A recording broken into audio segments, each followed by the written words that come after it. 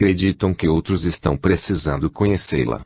Eles oferecem a sua tábua de salvação, para que outros possam se apoiar nela também. Quem quiser, aceita-a. Se não, segue em frente. Todos são livres para abraçar a crença que quiserem. O padre encara Zenon e pergunta: é impressão minha ou você está novamente tentando me encurralar? Desculpe-me se passei esta impressão. Ficar perguntando para que digam o que eu diria é um hábito adquirido quando eu era professor. Vou falar diretamente. Eu penso que não existem religiões ou crenças certas ou erradas. Existem religiões ou crenças que as pessoas conseguem entender ou não, com as quais se identificam ou não, onde encontram uma mensagem que lhes faz sentido ou não. Eu as vejo como caminhos diferentes que levam a um único destino, a Deus. Cada um escolherá o caminho que estiver mais apto para trilhar, segundo seus critérios pessoais, seus conhecimentos, a compreensão da mensagem recebida, etc. E se aproximará do destino pouco a pouco. Assim, havendo tantas correntes religiosas diferentes, sempre haverá alguma onde cada um poderá se encaixar. Então, não se deve julgar que uma é melhor que outra, pois cada uma existe porque existem seus fiéis, os quais poderiam não fazer parte de nenhuma outra se a que adotaram não existisse. Por isso, se cada movimento religioso é um caminho, seus representantes são os guias dos seus fiéis, são aqueles que têm a obrigação e a responsabilidade de conduzir o rebanho, como gostam de dizer, da melhor maneira possível. Todos eles são instrumentos de Deus, são meios usados para chamar outros. Como esse pregador que está falando e gritando a palavra de Deus conforme a sua compreensão. Como você em seus sermões e ofícios levando a palavra de Deus, também conforme a sua compreensão. Como aquela senhora ali em frente, ajudando a criança que caiu, advertindo-a e ensinando-a para que não se machuque. Como eu, que há pouco estava falando para várias pessoas e agora estou aqui discutindo essas coisas com você. Todos nós, sem exceção, somos instrumentos utilizando a vida para aprender e ensinar as coisas da própria vida, ou seja, de Deus. Inclusive quando nós erramos, estamos aprendendo através das consequências e ensinando a outros como não deve ser feito. E aí chegamos à questão que levantei há pouco, sobre a responsabilidade de guiar mal seus seguidores. Estes poderiam, afinal, pagar pelo erro de quem os conduz. Eu vejo duas situações distintas nesta questão que precisam ser analisadas. Existem os que não percebem que estão sendo mal conduzidos ou enganados. Eles têm boa fé, boa intenção, e acham que estão recebendo uma doutrinação que corresponde à verdade, mas, em vez disso, podem estar sendo usados por alguém que se aproveita da ingenuidade e da ignorância dos seus fiéis. Nestes casos, a responsabilidade total é de quem guia. Por outro lado, há aqueles que sabem, ou desconfiam, que a pregação não é verdadeira ou, pelo menos, que algo está errado, mas continuam frequentando o culto normalmente porque esperam algum tipo de vantagem com aquilo, seja social, financeira, algum tipo de proteção, status, entre outras coisas. Tem gente que acha que apenas repetir as palavras de orações automaticamente é suficiente para atrair as graças de Deus, mesmo que continue agindo de forma errada. Outros acham que têm direito ao céu porque contribuem com dinheiro para o culto. Em outras palavras, acham que compraram este direito. Para estes, não há como alegar que foram enganados, pois também são culpados, também agem por interesse. Assim como dizem que cada povo tem o governo que merece, também se pode dizer que cada fiel tem o pastor que merece. Geralmente se atraem. É isso mesmo, padre. Também penso assim, mas foi uma surpresa ouvir isso de um padre. Se você sabe de tudo isso e pensa assim, devo deduzir que seus companheiros também têm este conhecimento. Se assim, por que nunca falam sobre isso com seus fiéis? Quanto ao que sei e penso, só posso falar de mim, pois é uma conquista pessoal pela qual venho trabalhando durante toda a minha vida. Quanto a abordar diretamente com os fiéis este assunto, eu ajo exatamente como você quando fala para as pessoas na sua banca. Como assim, padre? Zenon estava surpreso com o que estava ouvindo. Ora, você também não fala tudo o que sabe para as pessoas. Assim como eu, você gostaria que todos compartilhassem de todo o conhecimento que possui. Mas isso é impossível. Não se pode pegar um saber e colocá-lo dentro de alguém. Como você falou há pouco, O aprendizado e a construção de conceitos devem ser feitos em etapas consecutivas, iniciando-se nos níveis mais básicos e progredindo conforme a assimilação de quem está aprendendo. Você sabe que muitas verdades, se não forem ditas com certos cuidados e na hora certa, podem causar um estrago muito grande se quem a ouvir não estiver preparado para compreendê-la. Se eu apontasse diretamente aos fiéis o comportamento inadequado que apresentam para que se modificassem, o efeito seria o oposto. Em primeiro lugar, haveria espanto, para em seguida surgir sentimentos diversos, como rancor e orgulho ferido. Não por maldade, mas por não estarem preparados nem para entender nem para aceitar. Muitos poderiam se sentir desmascarados. Raros seriam os que admitiriam que eu pudesse estar certo. Em consequência, os cultos iriam se esvaziando cada vez mais até que ficasse apenas uma meia dúzia de frequentadores. Então, o que nós fazemos, eu e você, Zenon, para que isso não aconteça? Nós vamos comendo pelas beiradas, não é mesmo? Vamos transmitindo nossa mensagem de forma mais ou menos subjetiva, sem apontar diretamente. Ela será útil para aqueles que conseguem entender. Os demais vão interpretá-la à sua maneira, mas, mesmo assim, algo novo será acrescentado. A mensagem não será totalmente perdida. E assim, cada vez que for transmitida, mais pessoas estarão aptas a assimilá-la. Não é assim que nós fazemos, Zenon. É bem assim, mesmo. Devo lhe confessar minha surpresa. Não esperava encontrar uma mente tão aberta como a sua num representante de uma entidade tão rígida. Eu não fico alardeando que estamos falando para todo mundo, senão meu trabalho seria prejudicado. Eu estou lhe falando isso justamente porque você é capaz de entender e confio que não sairá por aí espalhando que eu escondo coisas dos fiéis ou que eu sou um padre revolucionário. Pode ficar tranquilo. Não farei nada disso. Não pretendo atrapalhar a condução do seu rebanho. Reparou que não é a primeira vez que falo em rebanho na nossa conversa. O curioso é que sinto um certo asco com relação à ideia que está associada a este termo. E mesmo. Esta denominação tem sido usada há séculos. Qual é o seu problema com os rebanhos? Eu entendo como rebanho um grupo de ovelhas ou de gado que é conduzido para lá e para cá, dependendo apenas da vontade de quem os está guiando.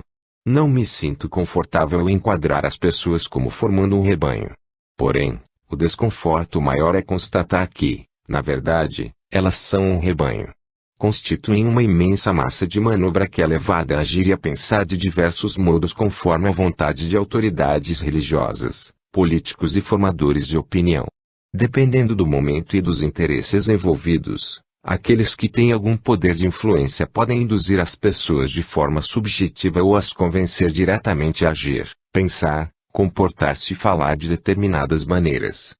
E elas saem reproduzindo os conceitos que lhes foram propositalmente transmitidos como se estes fizessem parte de si mesmas, como se tivessem se originado nelas mesmas, sem se dar conta de que os novos valores foram plantados segundo interesses que não são os seus, para que resultem em algo que não foram elas que escolheram.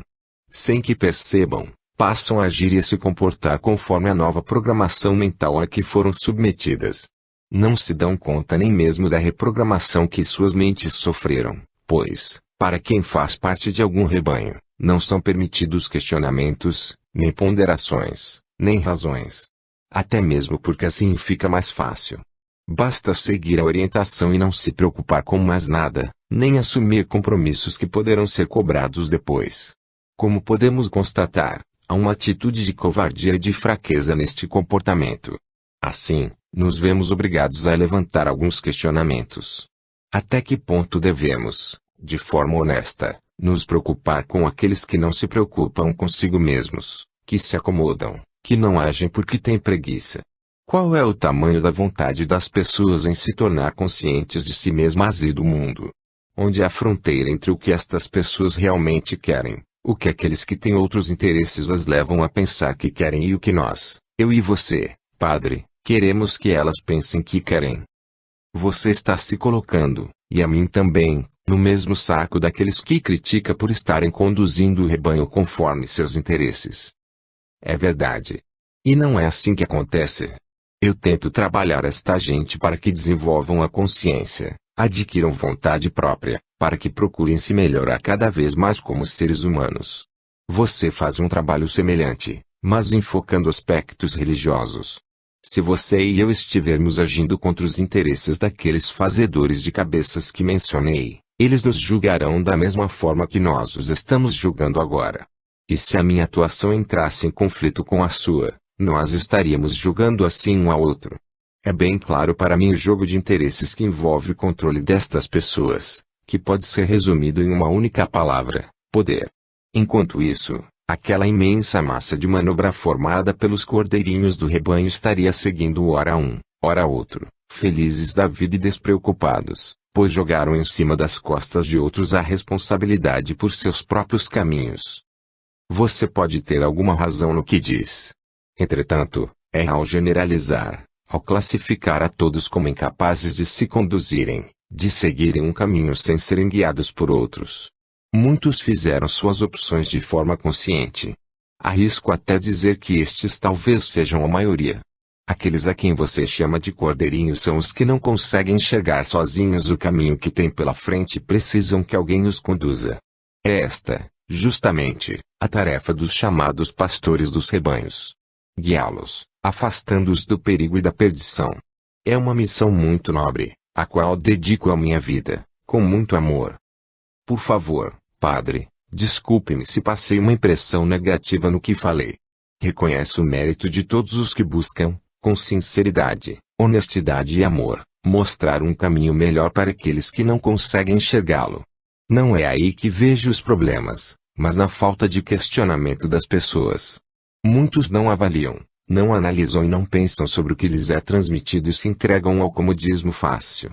Por exemplo, raramente, ou nunca, algum dos frequentadores da sua igreja irá lhe procurar para dizer que discorda de algo que você prega. É certo que nem todos concordam com tudo, mas, devido aos dogmas impostos por cada fé, não é permitida qualquer discussão. Os fiéis só têm as opções de aceitar sem questionamentos ou se retirar. Pode parecer que o que falo está carregado de amargura, mas não é assim. Vou lhe confessar uma coisa: eu já perdi a inocência quanto ao ser humano e seus relacionamentos. Em quase tudo, em todas as áreas, seja social, política, religiosa ou econômica, há algum interesse por trás que não fica bem claro.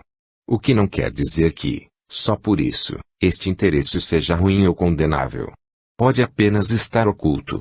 Por exemplo, se você consegue um emprego para alguém envolvido com drogas, você corretamente o estimula a encarar o trabalho com várias alegações positivas, mas esconde dele que um dos seus principais motivos é afastá-lo o mais possível do convívio de outros drogados para que tenha mais chances de se recuperar. Assim como existem as boas causas como esta, também há as más. Por pensar assim, acabei desenvolvendo uma visão crítica das coisas, procurando ver o que fica além do que está visível e ouvir as palavras que não foram ditas.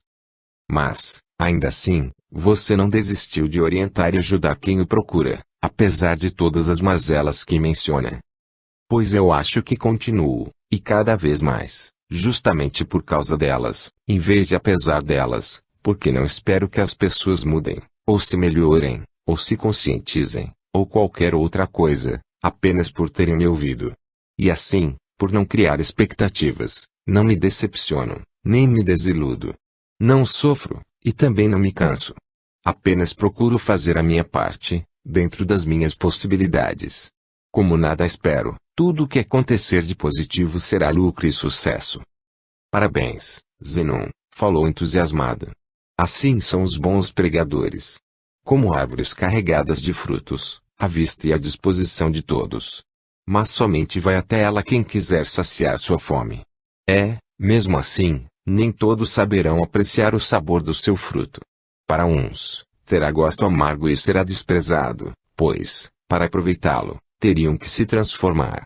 Outros acharão seu sabor indiferente, sem graça. Outros, por terem pouca fome, irão consumi-lo apenas em parte. Os demais poderão sentir seu doce suco porque aquela era a sua hora de provar o fruto. Cada um tem a sua hora certa e é impossível saber quando ela chegará. Por isso, a árvore deve estar sempre carregada, distribuindo seus frutos para que sejam colhidos por cada um, na sua hora certa. Bela metáfora, padre. Concordo plenamente. Assim, o trabalho de pregação deve ser insistente, repetitivo até, pois devemos respeitar a hora certa de cada um. A cada vez que uma mensagem for transmitida, vai encontrar alguém na sua própria hora certa para entendê-la e assimilá-la. É um trabalho importante e necessário. E está diretamente relacionado com o nível de evolução de cada um. E da sociedade também. Quem quiser ser entendido deverá se preocupar com a capacidade de compreensão de quem está recebendo a informação, para que esta não seja perdida ou mal interpretada. Talvez a dificuldade de comunicação tenha sido, até hoje, o maior obstáculo encontrado pelas religiões, seitas, igrejas, etc., do mundo inteiro para levar suas mensagens aos seus seguidores e conseguirem que sejam entendidas. Por causa disso, durante os séculos, as mensagens foram adquirindo o formato dos ouvintes de cada época. Foi dessa forma que Deus, a maior expressão do amor, foi transformado em irado, punitivo, carrasco e juiz inclemente. Muito já se falou, e continua se falando ainda, sobre a ira divina, sobre os sofrimentos que Deus infligirá aos pecadores e sobre um juízo final. Até certo ponto, é compreensível que estas aberrações tenham sido inventadas para tentar atrair os fiéis aos cultos, pois, não havendo a possibilidade de entender o amor de Deus, e serem atraídos por ele, precisaram criar outra forma de atração. Só há dois sentimentos capazes de mobilizar as pessoas, o amor e o medo. Como o amor não funcionaria, devido à rudeza dos corações e da própria vida há séculos, foi descoberto o medo como instrumento de coerção para que se pudesse exercer o controle sobre os fiéis. Padre Guilherme observava Zenon e começava a entender como funcionava sua mente e a sua forma de argumentação. Assim, já esperava que, a qualquer momento, colocasse o dedo diretamente na ferida e decidiu não interromper, curioso com o que poderia vir pela frente. E olhe, padre, que estou sendo generoso. Eu nem estou mencionando as intenções que sempre existiram escondidas por trás de boa parte dos atos das instituições religiosas. Vamos imaginar que fossem boas, apenas com a finalidade de transmitir a palavra de Deus em vez de exercício de poder e de acúmulo de riquezas. Bem, então se chegou a um ponto no qual o medo de Deus começou a não funcionar mais, pois ele era o Salvador, aquele que perdoava, quem tinha a chave da porta do paraíso.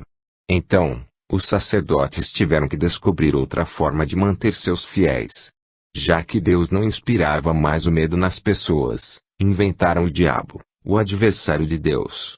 Este, sim, seria capaz de semear o horror e o sofrimento entre os homens, seria a personificação do mal, seria tudo de ruim que pudesse existir. Seria um ser com um poder imenso, quase comparável com o de Deus, que levaria as almas dos pecadores para os seus domínios depois que morressem, mantendo-os lá por toda a eternidade, causando-lhes sofrimentos infinitos, para que estes pudessem pagar por seus pecados. E tudo isso aconteceria com o consentimento de Deus, pois seria ele o julgador e, como tudo o que existe é sua criação, Deus seria o criador do inferno e do próprio diabo. O mais espantoso é que tantos, por tanto tempo e até hoje, pudessem acreditar em tais absurdos. E assim, esta artimanha tem funcionado muito bem há séculos, fazendo com que aqueles que não seguem uma doutrina por amor a Deus o façam por medo do diabo, pois lhes foram dadas apenas duas alternativas, ou seguiam e praticavam a palavra de Deus, ou melhor, o que algumas pessoas lhes diziam ser a palavra de Deus, ou estariam sob o domínio do diabo. Mantendo silêncio, Padre Guilherme ouviu o relato com atenção, apreciando a visão diferente que Zenon estava dando a assuntos que ele e seus colegas tratavam por tantos anos da forma, digamos, tradicional. Apesar da posição conservadora que era obrigado a defender devido à sua condição de representante da igreja, Padre Guilherme via sentido e concordava com muito do que estava ouvindo. Zenon observava as reações de Padre Guilherme enquanto falava, esperando que apresentasse argumentos contrários. Como não fez qualquer intervenção, Zenon continuou. Então, aconteceu que se firmou o culto através do medo, da ameaça. Muitos que deveriam estar cultuando a Deus iam aos templos procurando se defender do diabo. São vários os movimentos religiosos que se utilizam do medo das pessoas para atraí-las, tanto que falam mais do diabo, de Satanás, do que de Deus. Mesmo assim, eles se auto-intitulam intermediários, mensageiros da divindade para salvar as almas da perdição, como costumam falar. Mas, na verdade, agindo assim, promovem a inversão da motivação religiosa. O amor, a comunhão, a fraternidade, a serenidade, a paz, a virtude, foram substituídos pelo medo, pela ameaça, pelo castigo, pela ênfase no pecado, pela pregação baseada nas características humanas negativas. Se alguém procurasse estes pastores e tentasse argumentar contra isso, nada conseguiria, pois é possível justificar tudo o que se quiser baseando-se nas escrituras sagradas. Padre Guilherme virou lentamente um olhar inquiridor na direção de Zenon, que continuou. Acho que podemos ter um pouco de polêmica a partir de agora. Mas, vamos lá. Todo o movimento religioso está baseado em suas escrituras e todos eles tentam segui-las fielmente, certo? Mas, ao mesmo tempo, seguindo-as, contrariam-nas. Perdoe-me, Zenon, mas o que você fala não tem sentido. É impossível, não é? Não. Há diversas contradições nas escrituras sagradas, literalmente ou através de interpretação. Assim, quem segue uma orientação, deixa de seguir aquela que a contraria. Vejamos alguns exemplos. No seu livro sagrado, a Bíblia, há uma passagem onde Jesus ensina que se deve dar a outra face quando se for agredido. Ao mesmo tempo, outra passagem cria a lei de talião, que determina que uma injúria sofrida por alguém pode ser cobrada na mesma moeda contra o causador quando estabelece olho por olho, dente por dente, pé por pé, mão por mão. A Bíblia manda aguardar o sábado e, para se adequar aos costumes dos povos, sua igreja e outras guardam o domingo. Há uma passagem onde Deus proíbe a carne de alguns animais para alimentação humana, enquanto há outra onde Jesus diz que não é o que entra pela boca do homem que o torna impuro, mas o que sai da sua boca. Sua igreja se mantém neutra com relação à alimentação, mas outras correntes religiosas baseadas na Bíblia seguem à risca tais orientações. Não importa aqui sabermos quem está certo ou errado, pois, de qualquer forma, se alguém seguir uma das recomendações, automaticamente estará descumprindo a outra. A Bíblia fala, ainda, que o homem tem o direito de possuir quantas esposas puder sustentar e até devolver alguma para a família em certos casos. Talvez seja o primeiro caso de test drive no mundo. Enquanto isso, a sua igreja prega o casamento monogâmico e indissolúvel. Ora, Zenon, tenha paciência. Você está forçando a barra quando mistura o Antigo e o Novo Testamento. Não sou eu quem os mistura. São os movimentos religiosos que fazem isso. Eles pensam dos seus livros sagrados aquilo que lhes interessa e deixam de considerar o que não lhes convém. Eu ainda não conheci religião, seita ou movimento religioso no mundo que não tenha feito isso. Senão, como seria possível existir tantos movimentos religiosos diferentes baseados numa mesma escritura? Na Bíblia, por exemplo, existem centenas, ou milhares, de correntes religiosas no mundo que a têm como base. E a maioria delas fala freneticamente em Jesus e seus ensinamentos, que fazem parte do Novo Testamento, e adotam procedimentos contrários que estão no Antigo Testamento. Você pode me explicar por que surgem tantas correntes religiosas diferentes baseadas numa mesma escritura? Eu poderia falar muito a respeito deste assunto, mas sei que, ao me perguntar se eu posso explicar, você já tem uma explicação e está pronto para dá-la. E eu estou curioso para ouvi-la. Portanto, pode explicar você mesmo. Obrigado, Padre. Como é bom poder conversar com alguém compreensivo. De início, surgiram algumas correntes religiosas originais que se baseavam em algum acontecimento novo, como um profeta, por exemplo, que ditaria as bases para o novo movimento. Na maioria das vezes, porém, um movimento religioso começa como uma dissidência de um outro já existente, com um grupo deste que discorda de algo e decide fundar um novo, trazendo para este todos os fundamentos que concordam do anterior e alterando os demais, formando então as bases do movimento recém-criado. Tanto em um movimento religioso surgido originalmente como através de uma dissidência, estes princípios passam a ser o seu sustentáculo, a lei maior, tanto para o próprio movimento como para a vida dos seus integrantes. E, sendo assim, a primeira preocupação que surge é quanto à preservação destes princípios, os quais devem ser perenes, imutáveis e dogmáticos para que sirvam como base de sustentação. Afinal, O movimento religioso surgiu a partir deles e se estes pilares começarem a ser mexidos, a própria sobrevivência do movimento poderá ficar comprometida. Então, normalmente, é criada uma instância superior que tem todo o poder necessário para legislar, aprovar, debater, estabelecer procedimentos, etc., sobre tudo o que diz respeito ao movimento religioso e seus integrantes, sempre de acordo com os seus preceitos, com a finalidade primeira de preservar a pureza original, evitando a contaminação por ideias e atitudes novas que poderiam deturpar a sua essência. Geralmente, esta responsabilidade é assumida pelas pessoas mais comprometidas e preocupadas em manter e em difundir o movimento, pois realmente acreditam nele como a melhor expressão da vontade de seu Deus, ou deuses. Padre, até aqui você está de acordo, não? Perfeitamente. Sua exposição está muito boa e coerente. Bem, a partir de agora é possível que surjam divergências de opinião.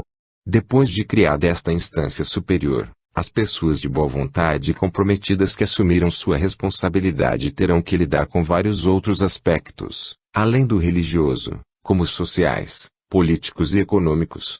Vamos dar um crédito inicial a estes primeiros grupos, digamos, administrativos, e considerar que, para a solução das questões que surgirem, sempre levarão em conta a Deus e a parte religiosa em primeiro lugar. Entretanto, com a criação do que estamos chamando de instância superior, na verdade o que se criou foi uma estrutura de poder que pode controlar a vida de pessoas, interferir ou influenciar de várias maneiras nas comunidades onde está inserida, levantar e gerir fundos, além de muitas outras coisas. É neste ponto que começa a se expressar a ambição e a vaidade humanas. O poder, seja de que tipo for, vai atrair muitos. Há alguns que o querem a qualquer preço. Funciona como mel para as moscas. Em torno destes pioneiros bem-intencionados vão começar a gravitar aqueles que veem ali uma oportunidade de obter alguma vantagem. Provavelmente, no início, se forem detectados, poderão ser repelidos, mas eles vão se chegando, como quem não quer nada, até que, em algum momento, conseguem tomar conta da situação e passam a dar as cartas. A partir daí, meu amigo, Deus e os fundamentos religiosos passarão a ser os últimos critérios a serem observados nas tomadas de decisões. Continue. Estou curioso para ver onde isso vai chegar, falou Padre Guilherme quando Zenon interrompeu a fala para oportunizar uma intervenção. Sempre que surgir alguma questão a ser resolvida, serão analisados primeiro os aspectos econômicos e políticos e a seguir os sociais e religiosos, nesta ordem. Este é o grande perigo para os movimentos religiosos, quando eles ganham um dono, seja uma pessoa ou uma instância de controle. Os ambiciosos, os vaidosos, os orgulhosos, depois de conseguirem algum poder, irão se agarrar a ele como se fosse a própria vida e farão tudo o que lhes for possível para não perdê-lo. O poder obtido será usado no seu limite máximo onde for possível, onde houver oportunidade, para aumentar o próprio poder e, de preferência, eliminar os concorrentes ou os que tentarem resistir a ele. É por este motivo que os maiores crimes contra a humanidade sempre foram, e continuam sendo até hoje, cometidos em nome de Deus. É duro admitir, mas você tem razão. Meu primeiro impulso foi apontar coisas horrendas que acontecem hoje invocando o nome de Deus. Mas, em vez disso, antes é preciso que eu faça um meia-culpa e lembrar das cruzadas, da Inquisição, das canonizações compradas, da comercialização do paraíso para quem pagasse mais ou prestasse os melhores favores. Provavelmente, mas ainda deixou de acontecer porque não houve espaço, não foi permitido, pois, como você bem disse, quem detém algum poder vai utilizá-lo em cada brecha que encontrar. É verdade, padre. É nesta hora, então, quando os donos do movimento religioso são estabelecidos, que começam a surgir as dissidências, sejam lideradas por aqueles que percebem o desvio que o movimento tomou e tentam recolocá-lo no caminho original, ou lideradas por outros que queriam o poder de mando mas não conseguiram. Em qualquer dos casos, o cenário estará pronto para surgir uma nova corrente religiosa. Há, ainda, pelo menos mais uma circunstância que falta mencionar para completar este quadro. Também existem aqueles que, mesmo percebendo as distorções, as ignoram e continuam fazendo seu trabalho como se elas não existissem, não deixando que sua missão pessoal seja afetada por terceiros, mesmo que sejam seus superiores. E assim, vão levando adiante as suas ideias, o seu trabalho, as suas convicções, apesar das instâncias superiores, porque a estrutura do movimento ao qual pertence lhe dá a oportunidade que precisa para se aproximar dos fiéis e executar sua missão. Zenon entendeu de imediato o que o padre falava e o admirou por isso. Depois de alguns momentos de silêncio entre ambos, Padre Guilherme tomou a palavra. A conversa está muito boa e, realmente, gostaria de não ter que interrompê-la, mas os temas que abordamos aqui renderiam dias de discussões e, não sei se você lembra, nós estávamos indo almoçar. É mesmo. Já tinha esquecido. Acabei me empolgando e nem me dei conta do tempo. Então, vamos. Tenho um compromisso após o almoço e não gostaria de me atrasar. Não faltarão oportunidades para discutirmos estas e outras questões. Vamos, padre. Vamos ao host, falou com euforia. Levantaram-se, deram uma última olhada em direção ao pregador, que ainda estava ali lendo a sua Bíblia e falando com algumas pessoas à sua volta e se dirigiram à casa do padre para deixar lá o tabuleiro de xadrez e pegar o carro. No caminho, foram pensando em como foi bom terem se encontrado e conversado de forma tão aberta e civilizada sobre temas que poderiam causar grandes polêmicas. Desta vez, Padre Guilherme resolveu mais ouvir do que falar, pois percebeu a firmeza das convicções de Zenon. Assim como as argumentações de Zenon não o fizeram mudar seus conceitos, também as suas não fariam Zenon mudar. E, assim, resolveu que seria melhor estudá-lo, para conhecê-lo mais, do que argumentar ou tentar mudar alguma coisa nele. Afinal, não é só porque alguém tem uma opinião diferente que se tem que tentar mudá-la. Eles não sabiam, mas, apesar de suas diferenças, ali começava a se formar uma grande amizade. Zenon e Padre Guilherme chegaram ao restaurante e se acomodaram numa mesa ao lado de uma janela. Enquanto comiam, conversavam descontraidamente, mas naquela manhã havia surgido em Padre Guilherme uma curiosidade sobre Zenon que o deixava um pouco inquieto. Não havia perguntado ainda, de forma direta, para não parecer indiscreto, mas resolveu deixar de lado tais pudores e abordou o assunto. Zenon, sabe que me sinto em frente a um enigma. Como assim, padre? Você. Eu não consigo fazer uma identificação sua. Continuou sem entender. Por favor, seja claro e direto, sem receio. Está bem.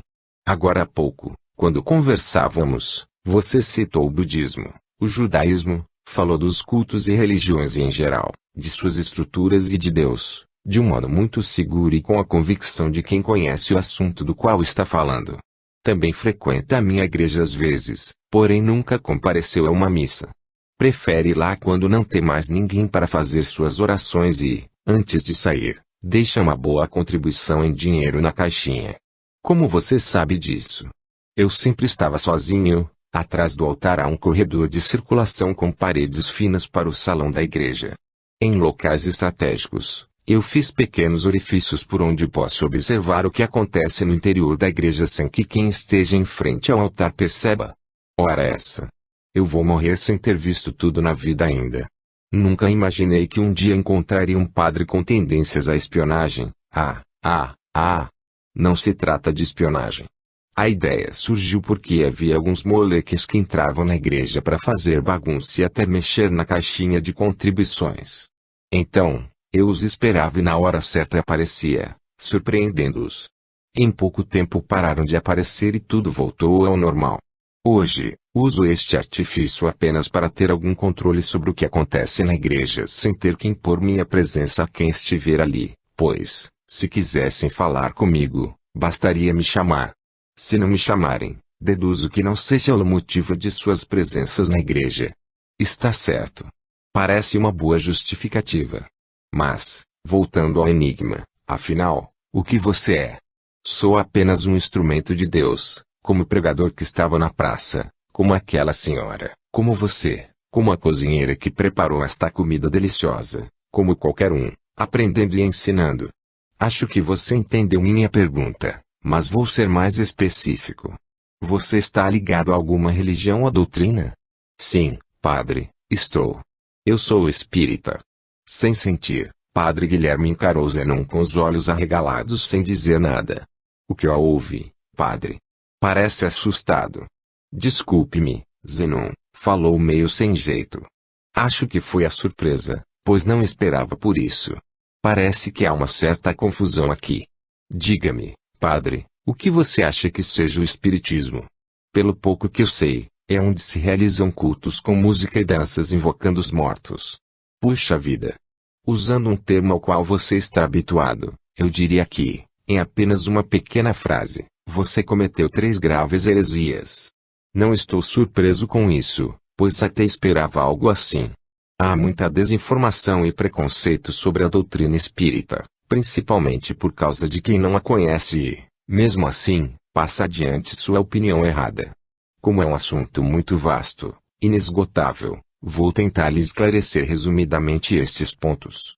A primeira heresia, como você diria, se relaciona ao culto. No espiritismo não existem cultos, nem veneração, nem ídolos.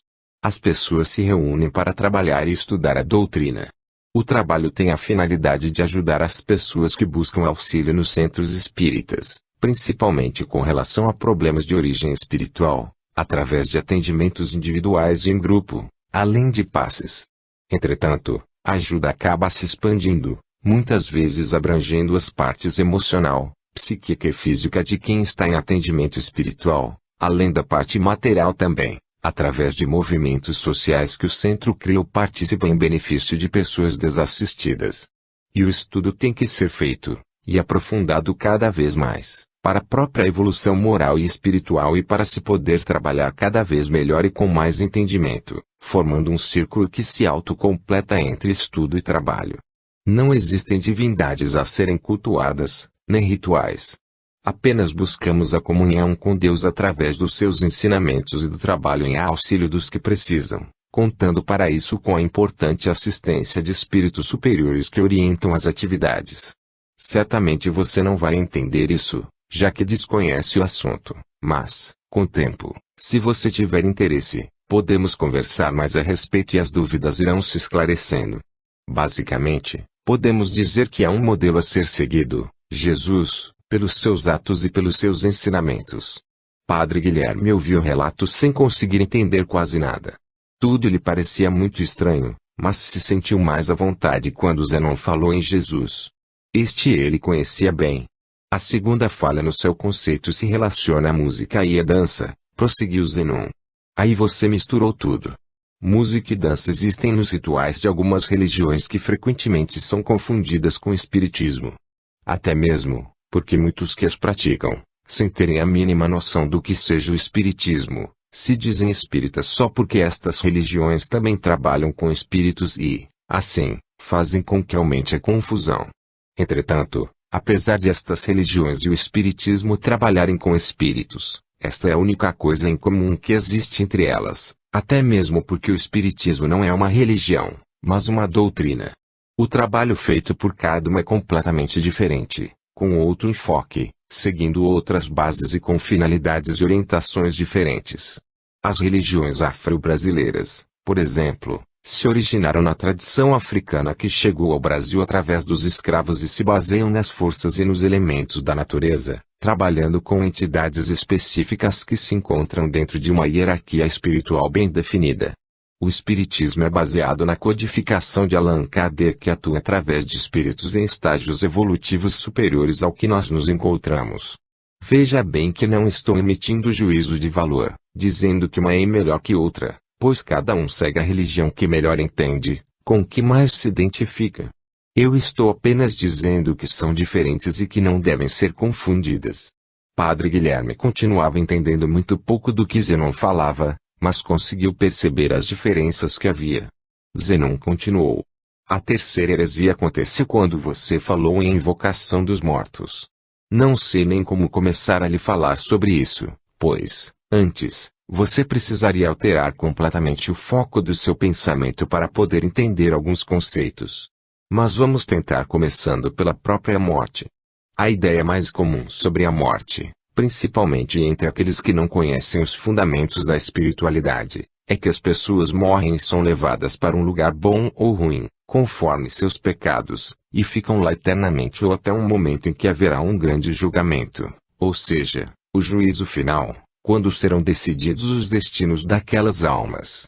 Só que, lamento informar, não é assim que acontece. Padre, é possível que se crie uma enorme polêmica a partir de agora, pois o que vou lhe dizer irá contrariar tudo o que você pensa e o que você foi ensinado a pensar em todos os seus anos de sacerdócio. Peço-lhe que abra sua mente o mais possível para tentar entender o que vou lhe dizer e mantenha calma. Afinal, estamos apenas discutindo ideias, não é mesmo? Importantes, fundamentais até, mas, por enquanto, são apenas conceitos. Certo? Fique tranquilo quanto a isso. Eu estou receptivo e realmente tentando assimilar o que você está dizendo. Não assumo qualquer compromisso de aceitar ou adotar suas ideias, mas também não vou contestá-las, mesmo que eu não concorde com elas. Elas são suas e, se lhe fazem bem, isto é o que importa. Continue. Estou atento. Zenon se surpreendeu novamente com a atitude de Padre Guilherme. Todos os outros representantes religiosos com quem já tinha conversado se mostravam resistentes a conceitos diferentes dos que acreditavam e sempre tentavam impor as suas crenças a quem as contrariasse. Pois bem, vou fazer um anúncio: a morte não existe. Desculpe o riso. Não pude controlar. Então você quer dizer que é uma ilusão quando alguém é enterrado? Que aquela pessoa não morreu? Padre, você foi genial. Na sua ironia está a mais absoluta verdade. Padre Guilherme ficou perplexo com a resposta inesperada de Zenon, que percebeu e se apressou para esclarecer. É, mesmo, uma ilusão quando achamos que alguém morreu, pois, na verdade, o que vai enterrado é apenas um corpo, um monte de células que deixaram de funcionar, mas que não é a pessoa. Esta, em espírito, continua viva. Muitas vezes sem nem ter se dado conta de que já se separou do corpo físico que até há pouco lhe servia como instrumento de interação com a matéria. Enquanto este espírito não perceber que já não tem mais um corpo físico, vai continuar tendo todas as sensações que costumava sentir, como fome, sede, frio, calor, dores, angústias, etc. Muitos até tentam se comunicar com seus amigos e com sua família e não entendem por que todos, de repente, passaram a ignorá-lo, sem lhe dar a menor atenção. Ora, Zenon, Deus deixaria, então, seus filhos ao desamparo, sem ajudá-los? É impossível crer que isso possa acontecer. É claro que não ficam desamparados. Sempre que alguém desencarna, este é o termo que usamos para designar a passagem que representa aquilo que chamamos de morte. Espíritos devidamente preparados vão ao seu encontro para tentar orientá-lo e esclarecê-lo sobre a nova situação na qual se encontra. Entretanto, o espírito recém-desencarnado é totalmente livre para aceitar ou não ajuda, sendo bastante comuns os casos nos quais a assistência oferecida é recusada, pois, como continua com as mesmas sensações que tinha antes do desencarne, não entende e não aceita o que lhe dizem. Como continua pensado como sempre pensou, sentindo as mesmas necessidades básicas humanas e se enxergando, embora o que veja seja seu corpo espiritual, energético, pode ser difícil que se convença do seu desencarne. Assim, pode achar que os espíritos socorristas são um bando de loucos que estão falando um monte de bobagens e se afasta deles para continuar vivendo sua vida normalmente. Desculpe-me, mas não há como admitir que as almas dos que morreram possam ficar perambulando por aí sem amparo. Deus, na sua infinita sabedoria e bondade, busca estas almas e as traz ao seu encontro, onde encontrarão a paz e o alívio das suas dores e dos seus sofrimentos. Menos aquelas que teriam que ir para o inferno, não. Estas terão que pagar por seus pecados, mas, no final, todas acabarão ao lado de Deus. Infelizmente, as coisas não são assim tão simples. Padre, tente imaginar Deus, como você afirma, ou os espíritos socorristas, como afirmo eu, simplesmente pegando um recém-desencarnado e o levando sabe-se lá para onde, sem que houvesse o esclarecimento e a aceitação da nova situação em que ele se encontra. Este espírito, ou alma, como você chama, pensaria que estava sendo sequestrado, ou preso, já que para ele nada mudou, tudo continua igual, pois não se preparou para a passagem para o plano espiritual enquanto estava encarnado. Por isso, aqueles que vierem em seu socorro não podem forçar o recém-desencarnado a nada. Isso não lhe traria proveito algum. Ele precisa estar consciente e compreender o que está lhe acontecendo para aceitar a situação. É aí que entra o livre-arbítrio, que significa que cada um tem toda a responsabilidade e todo o poder de decidir sobre si mesmo. Assim, quem não quiser o socorro que lhe é oferecido fica mesmo perambulando por aí, como você disse, até que se conscientize da sua nova condição e aceite ou peça ajuda. Até mesmo a sabedoria popular os reconhece. São as chamadas almas penadas. Sempre houve relatos sobre aparições, ou fantasmas, nos mais variados lugares do mundo e em todas as épocas. Este é um processo de aprendizagem necessário para que o espírito possa prosseguir no seu caminho evolutivo. Zenon fez uma pequena pausa antes de prosseguir. Parece que me desviei do assunto que estava tratando, não é? É verdade. Você estava falando sobre as heresias que eu cometi e, quando passou a tratar da morte, acabou chegando às almas penadas. Eu precisei falar antes sobre isso para poder lhe explicar um pouco do trabalho que é realizado nos centros espíritas, o qual é confundido com invocação de mortos.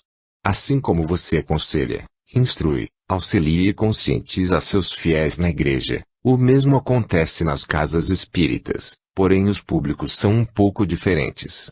Estes espíritos desencarnados dos quais estamos falando, por não terem consciência do próprio desencarne, precisam tanto, ou mais, de ajuda quanto os que estão encarnados.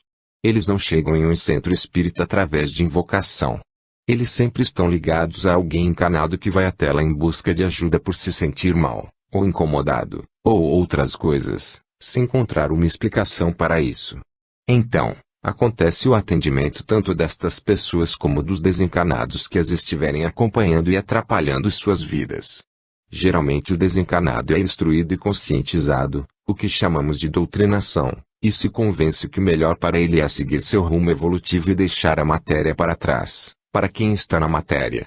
Por outro lado, o encarnado que procurou o centro espírita também recebe orientação no sentido de fortalecer e praticar sua fé, melhorar-se, abandonar hábitos e atitudes desaconselháveis ou nocivos a si mesmo e a outros, entre diversas outras coisas.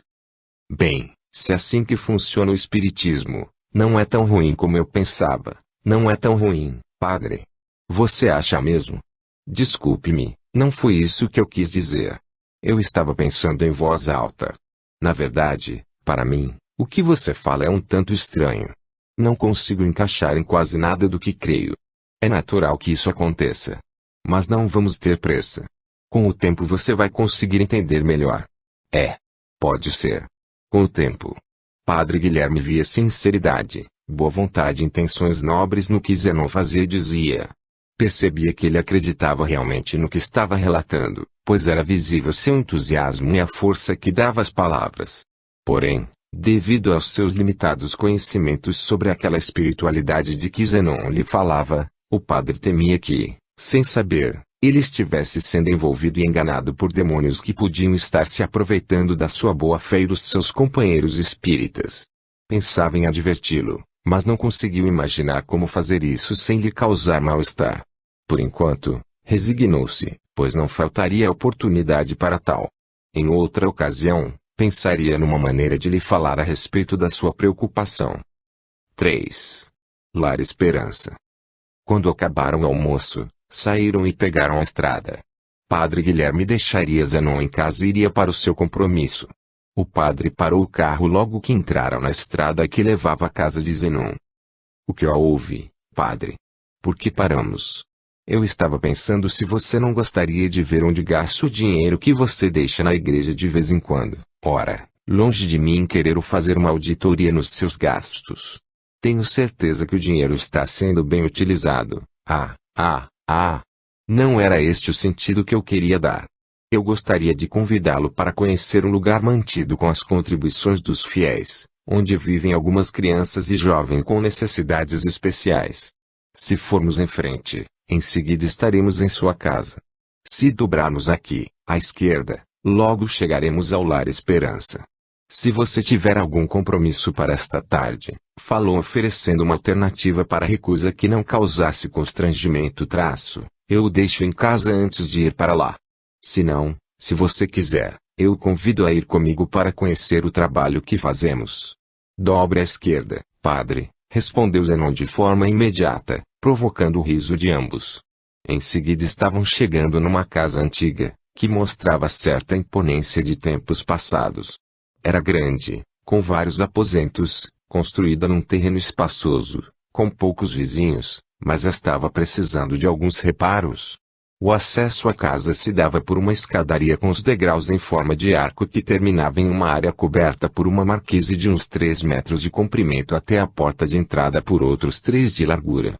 Em frente à casa, onde estacionou o carro, Padre Guilherme mostrava as instalações a Zenon, demonstrando o carinho que sentia pelo lugar. Esta casa pertencia a um rico fazendeiro da região e estava quase que abandonada, pois a família havia se mudado para uma de suas fazendas, em outro estado. Um dos seus filhos nasceu com uma séria deficiência mental que impediu seu desenvolvimento normal, necessitando de cuidados especiais. A família sempre se dedicou a ele com muito amor e carinho, nunca deixando que nada lhe faltasse e procurando lhe facilitar a vida o mais que pudessem. Tocados por essa situação familiar, quando visitavam amigos na cidade há 4 anos, o fazendeiro e sua esposa me procuraram com a proposta de doar esta casa à igreja, reformada e em condições de uso, para que funcionasse como um local de assistência a crianças e pessoas que necessitassem de atendimentos especiais. Até então, eu nunca havia lidado com casos assim, mas senti que Deus estava me mostrando um caminho novo. Então, aceitei e abracei este desafio na hora, sem pensar, embora com um pouco de medo. Hoje atendemos aqui 12 pessoas com as mais variadas limitações físicas e mentais, assistidas por voluntários com muito amor e dedicação. 5 delas ficam aqui permanentemente, sendo que 2 são órfãs, uma foi abandonada e as outras 2 não teriam condições de ficar com as famílias por absoluta falta de recursos. Das demais, algumas famílias as deixam aqui durante o dia para poderem trabalhar, enquanto outras as trazem por causa da possibilidade de desenvolvimento que poderão ter, pois alguns profissionais, como médicos, pedagogos, enfermeiros e outros, também nos ajudam com orientação e visitas periódicas. Padre Guilherme estava visivelmente emocionado. Por sua cabeça passavam os momentos difíceis e os problemas superados, o engajamento das pessoas que o ajudaram e o bem que estavam conseguindo fazer a todas aquelas famílias e, principalmente, aos que precisavam do atendimento especial que ali recebiam. Ao tirar os óculos para secar os olhos, percebeu que Zenon também estava secando os seus, num flagrante mútuo. Meio engasgados, eles apenas sorriram. Padre, estou tendo agora mais uma prova da mão de Deus me guiando. A Casa Espírita onde trabalho ajuda uma instituição exatamente como esta, através de campanhas para recolhimento de doações dos frequentadores e dos trabalhadores da casa, além do próprio trabalho destes no local. Desde que me mudei para a fazenda, não pude mais prestar meus serviços lá e isso está me fazendo falta. Vocês teriam vaga para mais um trabalhador aqui? É claro que sim. Também estou vendo a mão de Deus aqui. Seja bem-vindo ao Lar Esperança, Zenon. Venha, vou lhe mostrar o lugar. Lar Esperança. Não poderia haver nome mais apropriado. Começaram pelo terreno. Ali havia um pomar de frutas diversas que eram consumidas na própria casa, um pequeno trecho com mata nativa e um galpão que era utilizado como salão para as atividades que necessitassem um espaço maior. Ao lado da casa foi construída uma rampa para que cadeiras de rodas pudessem ter acesso à porta de entrada. Depois de percorrerem todo o pátio, entraram na casa, atravessaram a enorme sala da entrada e se dirigiram para a cozinha, onde encontraram 3 senhoras muito simpáticas sentadas em volta de uma mesa, conversando e cuidando de 3 crianças que brincavam por ali. Padre Guilherme fez as apresentações. Zenon, estas são Vilma, Helena e Marlene. Elas participam deste trabalho desde o início como voluntárias no atendimento e agora moram aqui. Senhoras, este é Zenon. É o nosso mais novo colaborador. Cumprimentaram-se. Zenon recebeu as boas-vindas e cada um se colocou à disposição para o que fosse preciso. Conversaram por alguns minutos, até que Padre Guilherme chamou a atenção para as crianças. Quero lhe apresentar alguns dos nossos hóspedes. Estes são Lucas, com 6 anos e vivendo aqui há 2, e Daniel, com 8 anos e vivendo aqui há 3. Eles são órfãos, sem outros familiares conhecidos, e são portadores de síndrome de Down. Esta é Janaína, com 7 anos. É um caso bastante complicado e misterioso que temos.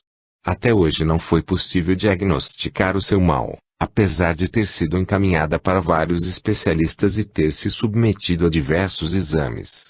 Seu comportamento lembra o autismo, devido ao isolamento em que vive, mas não há consenso entre os especialistas. Vive aqui há 3 anos, desde que foi abandonada pela família. Ela era deixada pela manhã e buscada no final da tarde. Um dia, porém, não apareceu ninguém para apanhá-la. Procuramos seus familiares, mas não conseguimos encontrá-los.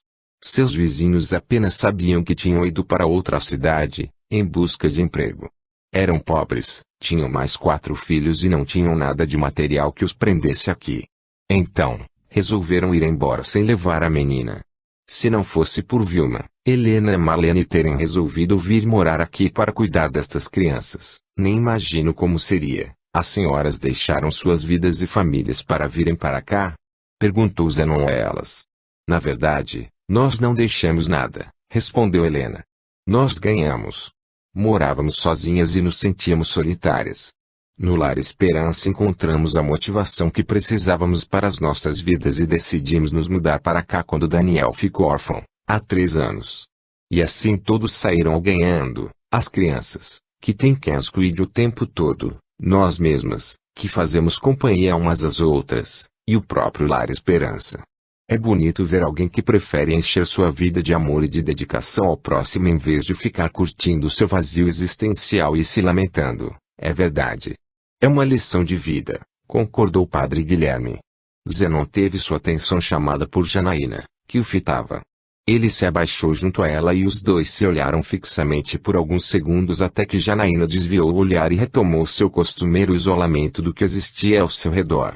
Nestes poucos instantes, algo diferente aconteceu. Zenon resolveu que depois falaria com o padre Guilherme sobre isso quando seus pensamentos foram interrompidos pelo chamado do padre. Venha, vamos ver o resto da casa.